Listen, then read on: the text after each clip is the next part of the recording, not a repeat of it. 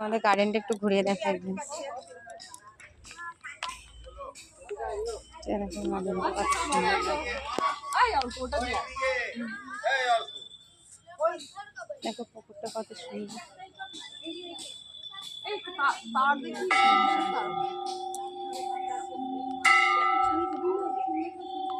এখানটায় দেখো দেয়ালে কত সুন্দর করে ছবি সব কাটিং করা আছে। কত সুন্দর এখানকার কাজগুলো দেখো।